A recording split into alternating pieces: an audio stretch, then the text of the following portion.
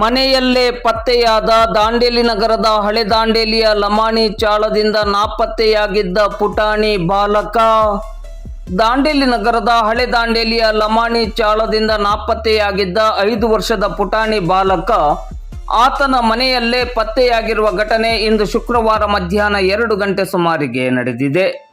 ಹಳೆ ದಾಂಡೇಲಿಯ ಲಮಾಣಿ ಚಾಳದ ನಿವಾಸಿಗಳಾದ ಯಾಸಿನ್ ಹೆಬ್ಬಳ್ಳಿ ಮತ್ತು ಅರ್ಜುಬಾನ್ ದಂಪತಿಗಳ ಸುಪುತ್ರನಾಗಿರುವ ಆಜಾನ್ ಮೊಹಮ್ಮದ್ ಯಾಸಿನ್ ಹೆಬ್ಬಳ್ಳಿ ಎಂಬಾತನೇ ನಾಪತ್ತೆಯಾದ ಪುಟಾಣಿ ಬಾಲಕನಾಗಿದ್ದು, ಈತ ಮನೆಯ ಕೊಠಡಿಯಲ್ಲಿ ಆಟದ ಸಾಮಾನು ಇಟ್ಟಿರುವ ಸ್ಥಳದಲ್ಲಿ ಮಲಗಿಕೊಂಡಿದ್ದ ಎನ್ನಲಾಗಿದೆ.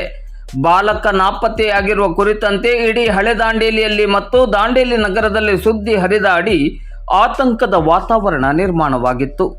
ಆದರೆ ಮನೆ ಜನರು ಸರಿಯಾಗಿ ಮನೆಯನ್ನು ಪರಿಶೀಲಿಸದೇ ಇರುವುದರಿಂದ ಬಾಲಕ ನಾಪತ್ತೆಯಾಗಿದ್ದಾನೆ ಎಂಬ ಮಾಹಿತಿ ಹರಡಿಕೊಂಡಿತ್ತು. ಅಂತಿಮವಾಗಿ ಇದೀಗ ಆಜಾನ್ ಮೊಹಮ್ಮದ್ ಯಾಸಿನ್ ಹೆಬ್ಬಳ್ಳಿ ಆತನ ಮನೆಯಲ್ಲೇ ಪತ್ತೆಯಾಗಿರುವ ಮೂಲಕ ಈ ಪ್ರಕರಣ ಸುಖಾಂತ್ಯಗೊಂಡಿದೆ.